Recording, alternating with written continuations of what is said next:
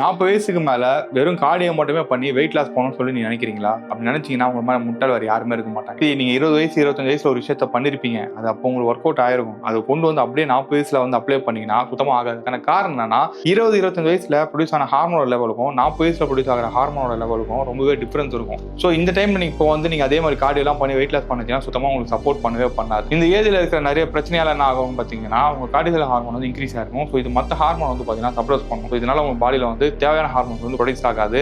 இதனால வேலை செய்ய வேண்டிய நிறைய விஷயம் வந்து உங்களுக்கு வேலையும் செஞ்சிருக்காது. அதை பத்தி சொல்ல வர நல்லாவே புரியும் நினைக்கிறேன். ஸோ அதெல்லாம் ப்ராப்பரா வந்து உங்களுக்கு வேலை செய்யணும், உங்க மசிலும் வந்து ப்ராப்பரா பில்ட் ஆகணும், வெயிட் லாஸும் நடக்கணும்னு நினைச்சீங்கன்னா ஸ்ட்ரென்த் ட்ரைனிங் தான் ஒரே ஒரு ஆப்ஷன். பட் இந்த ஸ்ட்ரென்த் ட்ரைனிங் மட்டும் பண்ணிட்டு ப்ரோட்டீனை வந்து நீங்க ஃபோக்கஸ் பண்ணாம ஒரு ஆப்ஷனலா வச்சீங்கன்னா அதுவும் ஒரு பிரச்சனை தான். ப்ரோட்டீனை வந்து ஆப்ஷனா வைக்காம உங்க பாடியோட சர்வைவலுக்காக வைங்க. அப்படி பண்ணீங்கன்னா தான் நீங்க பாக்குறதுக்கு ரொம்ப யங்காவும் இருப்பீங்க. யூஸ்வலா நீங்க நிறைய சினிமா ஆக்டர்ஸே பாத்தீங்கன்னா இதெல்லாம் பண்றதுனால தான் அவங்க யங்காவும் இருக்காங்க. அது முதல்ல புரிஞ்சுக்கோங்க. நீ சொல்றது எல்லாமே கரெக்ட் தான்டா, பட் எனக்கு எதுவுமே புரியல அப்படின்னு நீங்க நினைச்சீங்கன்னா ஜஸ்ட் கமெண்ட்ல போயிட்டு 40 சொல்லி டைப் பண்ணுங்க. இது எப்படி பண்ண நான் உங்களுக்கு சொல்லி தரேன். இன்கேஸ் இந்த வீடியோ உங்களுக்கு யூஸ்ஃபுல்லா இருந்துச்சுன்னா உங்க ஃப்ரெண்ட்ஸ் யாருக்கா ஷேர் பண்ணுங்க, அவங்களுக்கு யூஸ்ஃபுல்லா இருக்கும்.